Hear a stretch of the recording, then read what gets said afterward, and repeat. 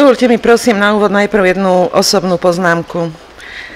Včera som sa vrátila z Prahy, z volebného mítingu ODS, vrcholí v Čechách kampaň. A vrcholí úplne iným spôsobom ako v Slovenskej republike. Reagujem na médiá, ktoré sú prítomné v tejto sále. V Českej republike prebiehajú ostré diskusie a duely hlavných predstaviteľov politických strán vo všetkých médiách, aby sa občan mohol zodpovedne rozhodnúť.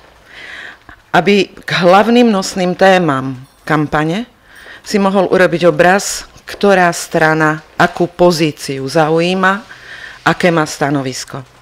U nás sme svedkami tak trochu opaku, ako keby ostrá volebná kampaň znamenala pre nosné médiá moratórium. Musíme to zobrať ako fakt.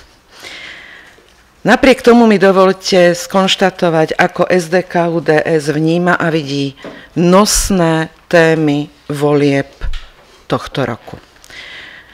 V atmosfére permanentného štvoročného napätia, hľadania nepriateľov, obviňovania všetkých, z nepochopenia, z nezodpovednej kritiky, bez navrhovania dôležitých riešení pre Slovenskú republiku, sú voľby podstatným krokom k tomu, aby v Slovenskej republike sa zmenili dve zásadné veci.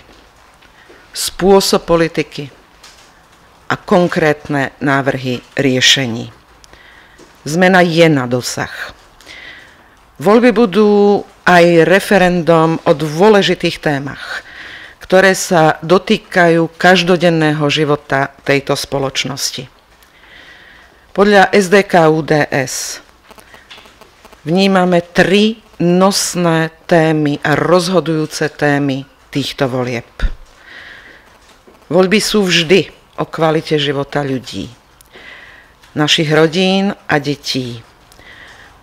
To, čo primárne a prioritne potrebuje Slovenská republika a občania Slovenskej republiky, je opäť naštartovať ekonomický rast, zastaviť zadlžovanie tejto krajiny, riešiť zamestnanosť a vytvárať nové pracovné miesta. Oproti roku 2006, teda za tieto 4 roky, občania Slovenskej republiky podľa sociologických výskumov konštatujú, že vzrástla naliehavosť riešenia problému ekonomickej politiky, problému nezamestnanosti, problému korupcie, klientelizmu a rodinkárstva, neuspokojivého stavu politiky a kvality demokracie na Slovensku, etnického napätia a problémov spolunažívania. Toto sú výzvy, na ktoré politické strany majú povinnosť dať odpoveď v konkrétnych riešeniach.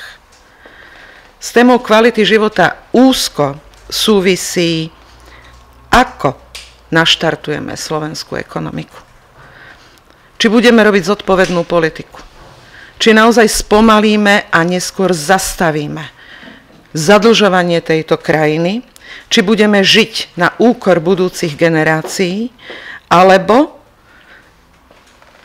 urobíme opäť zo Slovenskej republiky dôveryhodnú krajinu.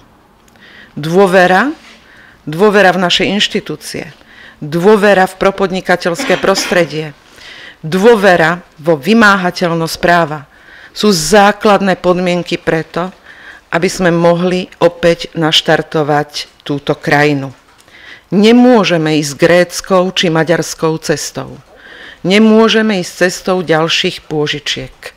Zodpovedná politika je cestou vážnych riešení a opatrení, aby sme nemuseli zopakovať scenár z roku 98 a neskôr a priťahovať opasky ťažkým spôsobom preto, že sa krajina rúti k štátnemu bankrotu.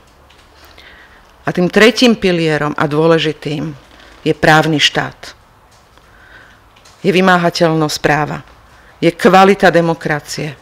Je sila jednotlivých inštitúcií.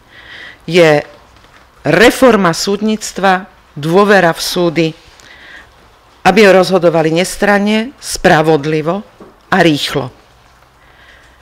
Vyzývam preto predsedu vlády Slovenskej republiky, aby za okrúhlym stolom v diskusii sme sa vyjadrovali k témam, ktoré sú nosnými témami a problémami tejto krajiny.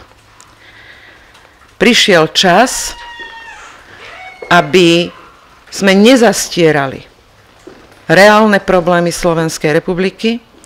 Prišiel čas, aby sme si otvorene vymenili názory, postoje a riešenia, ktoré máme pre Slovenskú republiku, aby sa občan vo voľbách rozhodol zodpovedne.